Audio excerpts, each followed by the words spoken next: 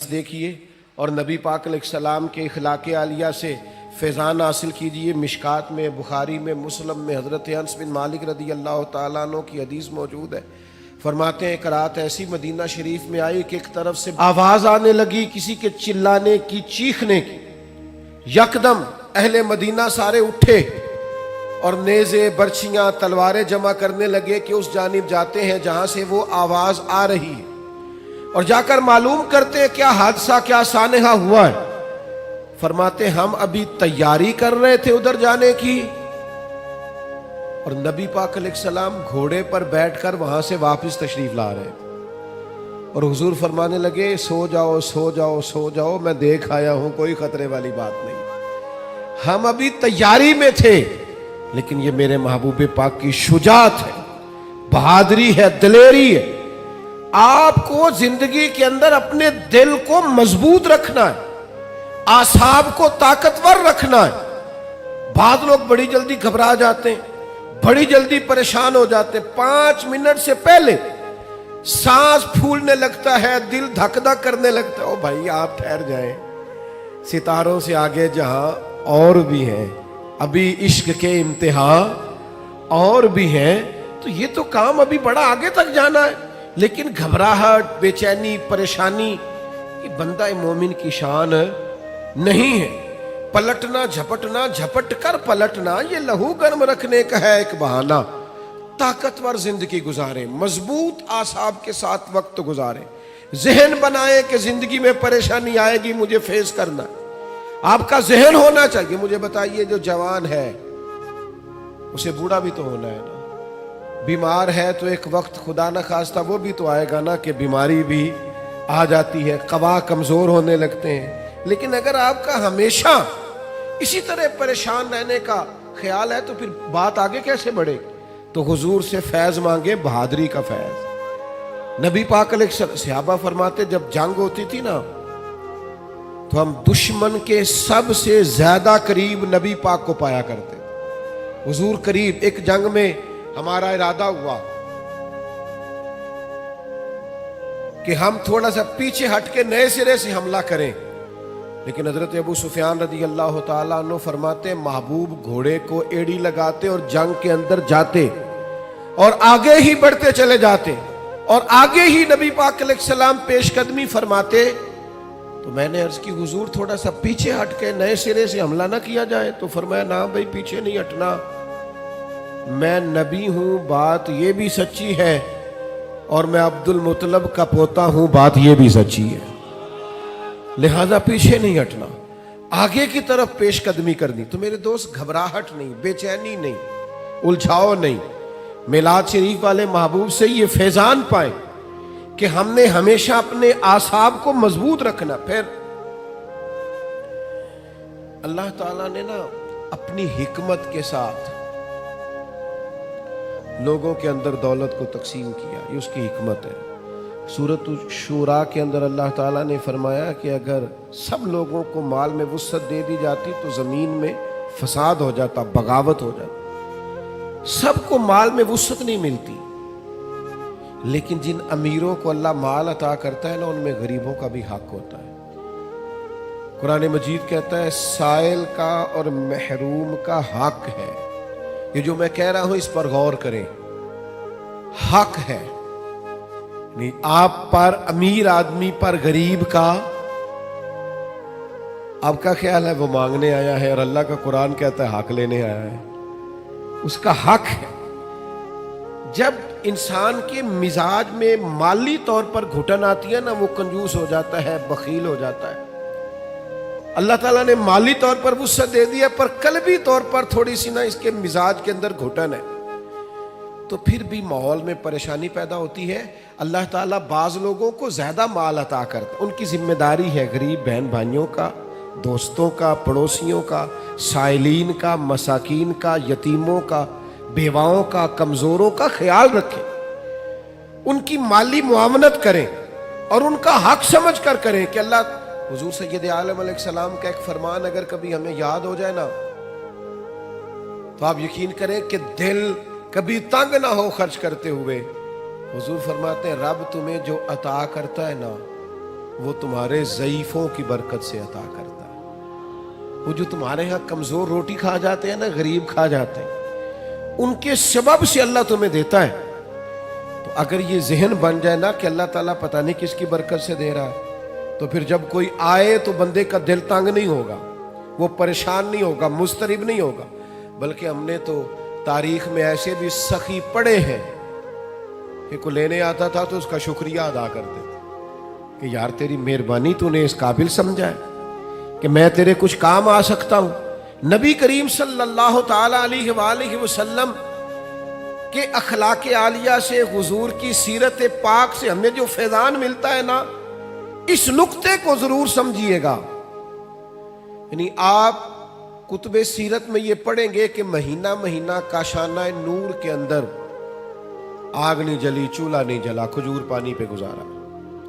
اور اگر ایک سونے کی ڈلی گھر میں پڑی رہ گئی ہے، ایک ٹکڑا، تو نبی کریم علیہ السلام نماز پڑھا کے تیزی سے گھر تشریف لے گئے اور حضور نے اسے اٹھایا اور اللہ کے راستے میں خیرات کر دی۔ کسی چیز کو گھر میں پڑا نہیں رہنے دیا۔ گھر میں تو دعا مانگی تھی کہ یا اللہ ایک وقت فاقہ ہو، ایک وقت روٹی ہو۔ لیکن حضرت جابر ابن عبداللہ رضی اللہ تعالیٰ عنہ ارشاد فرماتے ہیں، بخاری مسلم دونوں میں موجود ہے، فرماتے ہیں کہ جب بھی کسی نے حضور سے سوال کیا ہے نا، تو جو چیز ہم نے حضور کی زبان سے نہیں سنی وہ نہیں ہے۔ حضور نے کبھی کسی کو لا نہیں فرمایا، یہ نہیں فرمایا نہیں ہے۔ اللہ کرے میں آپ کو سمجھا سکوں، یعنی گھر میں مہینہ مہینہ چولہا نہیں جل رہا، فاقوں کی دعائیں ہو رہی ہیں، لیکن جب کوئی لینے آیا ہے تو حضور نے کبھی نہیں کا لفظ اپنی زبان سے ادا۔ ایسا کوئی محبوب کہیں ہوگا نہ کہیں ہے، بیٹھا ہے چٹائی پہ مگر عرش نشیں ہے، اور ملتا نہیں کونین کو کیا کیا تیرے در سے، ایک لفظ نہیں ہے جو تیرے لب پہ نہیں ہے۔ اور آپ دیکھیے فاضل بریلوی کیا کہتے ہیں، فاضل بریلوی کہتے ہیں واہ کیا جود و کرم ہے شہ بطحہ تیرا، واہ کیا جود و کرم ہے شہ بطحہ تیرا، نہیں سنتا ہی نہیں، نہیں سنتا ہی نہیں مانگنے والا تیرا۔ اور اعلیٰ حضرت فاضل بریلوی رحمت اللہ علیہ فرماتے ہیں دھارے چلتے ہیں عطا کے وہ ہے قطرہ تیرا، اور تارے کھلتے ہیں سخا کے وہ ہے ذرہ تیرا۔ محبوب جب دھارے چلے نا، دھارے عطا کے دھارے چلے، تو پتہ چلتا ہے کہ میرے کریم نے کسی کو قطرہ عطا کیا ہے، اس کے گھر میں دھارے چل رہے ہیں، نہریں بہہ گئی۔ اور فاضل بریلوی فرماتے ہیں جب پورے تارے کھل جائیں نا سخا کے اور سخاوت کے، پورا گھر اور پورا محل روشن ہو جائے، تو اس کا مطلب یہ ہوتا ہے کہ کریم محبوب نے کسی کو ذرہ عطا کیا۔ میرے کریم سے گر قطرہ کسی نے مانگا تو دریا بہا دیے ہیں، دربے بہا دیے۔ سخاوت کا مزاج پیدا کریں، اور غریبوں کی خدمت میں بھی گزارش ہے۔ حضور فرماتے ہیں بندہ اللہ کے ساتھ جس طرح کا گمان کرتا ہے، رب بھی اس کے ساتھ اسی طرح کا معاملہ فرماتا ہے۔ سخاوت کا مزاج تو پیدا کریں۔ حضور نے فرمایا بندہ دل کا غنی ہوتا ہے، آپ ارادہ تو کریں کہ یا اللہ تو دے میں تیرے بندوں میں بانٹوں گا، آپ ارادہ تو کریں، وہ کریم ہے، عطا کرتے کہاں دیر لگتی ہے۔ نبی کریم صلی اللہ تعالی علیہ وآلہ وسلم کی سخاوت، اور کس طرح کی سخاوت، اس سخاوت کا انداز کیا ہے۔ نبی کریم صلی اللہ تعالی علیہ وسلم کے غلام حضرت انس بن مالک رضی اللہ تعالی عنہ ارشاد فرماتے ہیں کہ ایک شخص حضور کی بارگاہ میں آیا تو اس نے نا 2 پہاڑیوں کے درمیان کھڑی ہوئی بکریوں کا ریوڑ ہی مانگ لیا۔ تو یہ حضور کا دربار ہے نا، محبوب نے بھی سارا ہی عطا کر دیا، سارا ہی دے دیا کریم محبوب نے۔ اب وہ دیہاتی آدمی تھا، گاؤں جا کے نا اپنے حساب سے اعلان کر رہا ہے۔ ہر آدمی کا اعلان کرنے کا سٹائل بھی اپنا ہوتا ہے نا، وہ اپنے گاؤں جا کے اپنے حساب سے اعلان کرتا ہے، کہتا ہے سارے مدینے چلے جاؤ، حضور تو اتنا دیتے ہیں کہ غربت کا ڈر ہی دور ہو جاتا ہے۔ سارے چلے جاؤ مدینہ منورہ. محبوب تو یوں بانٹتے ہیں. وہ میرے دوست سخاوت کہاں سے شروع کرنی ہے؟ حضور نے فرمایا 2 کا کھانا 3 کھا لیا کرو، اور 3 کا 4 کے لیے کافی ہے، اور 4 کا 5 کے لیے. آپ مزاج تو بنائیں بانٹنے کا، ارادہ تو کریں دینے کا. پھر دیکھیں اللہ تعالیٰ کیا انداز اختیار کرتا ہے. آپ مجھ سے ناراض نہ ہوئیے گا، ویسے جس آدمی کے پاس پیسے آتے ہیں نا، وہ سب سے پہلے گاؤں چھوڑتا ہے، وہ محلہ چھوڑتا ہے جس محلے میں وہ رہتا ہوتا ہے. اس لیے کہ اب دائیں بائیں آگے پیچھے ہوتے ہیں ماڑے بندے، اور اسے وہاں جانا بڑا ضروری لگتا ہے جہاں کوٹھیاں ہی کوٹھیاں ہوں، محل ہی مال ہو، بنگلے ہی بنگلے ہو. وہ چونکہ پرانا محلہ ہی یاد نہیں رہتا، ٹوٹی سڑک ہی وہ میرے گاؤں کا غریب دہقاں سڑک کے بننے پہ تھا کیوں پریشاں، جب اس کے بچے شہر کو جا کر کبھی نہ لوٹے تو لوگ سمجھے. یہ کبھی کبھی ایسا ہوتا ہے کہ اللہ نے عطا کیا ہے تو چاہیے یہ تھا کہ تو دائیں بائیں آگے پیچھے بانٹتا. تو جا کے بیٹھی امیروں میں کیا چلے جائیں، کوئی حرج نہیں، کوئی منع نہیں. لیکن ان لوگوں کو بھی تو یاد رکھیں جو آپ کے ساتھ بسا کرتے تھے، رہا کرتے تھے، وقت گزارتے تھے. ان کے لیے بھی تو اپنے دل میں طبیعت کے اندر گنجائش پیدا کریں. میرے عزیز رسول اللہ بانٹتے، نبی پاک عطا کرتے، اور فاضل بریلوی فرماتے ہیں ہاتھ جس سمت اٹھا غنی کر دیا. حضور نے جس کو دیا ہے نا اسے بھی دینے والا ہی بنا دیا. تو نبی کریم صلی اللہ تعالی علیہ وآلہ وسلم کی یہ ادا. پھر ایک اور بات، کبھی کبھی نا لوگ ہم سے کچھ ایسی چیزوں کا مطالبہ بھی کرتے ہیں جو بظاہر ہمارے لیے مشکل ہوتی ہے. میں آپ کو صحیح بتاتا ہوں، ان کاموں کو بعض اوقات طبیعت نہیں چاہ رہی ہوتی، اور بظاہر ایسا محسوس ہو رہا ہوتا ہے کہ یار یہ کام جو ہے نا یہ ٹھیک نہیں. آپ تم نہ وقت دیکھ رہے ہیں، نہ آپ ماحول دیکھ رہے ہیں، نہ موسم دیکھ رہے ہیں. وہ بعض اوقات ایسے مطالبات کر دیے جاتے ہیں جو ٹھیک نہیں ہوتے. لیکن میرے محبوب کے اخلاق عالیہ کا یہ بھی کمال ہے کہ حضور نہ ہمیشہ کوشش کرتے تھے آنے والے کی دلجوئی کر دی جائے. چلے اگر اس نے بے موسمی بات کر دی ہے تو یہاں سے ہی رنگ تھوڑا بدل لیا جائے. نبی پاک علیہ السلام جب فجر کی نماز پڑھ کے نکلتے نا تو حضرت انس بن مالک رضی اللہ تعالیٰ عنہ ارشاد فرماتے ہیں کہ مدینہ منورہ کے غلام اور لونڈیاں نا اپنے اپنے پیالوں میں پانی لے کے آتی، تو پانی آگے کرتی کہ اس میں اپنا ہاتھ ڈبو دے. بخاری مسلم میں سیاستہ میں آپ کو حدیثیں ملیں گی. یعنی ان کا عقیدہ تھا کہ محبوب ہاتھ لگا دیں گے تو متبرک ہو جائے گا.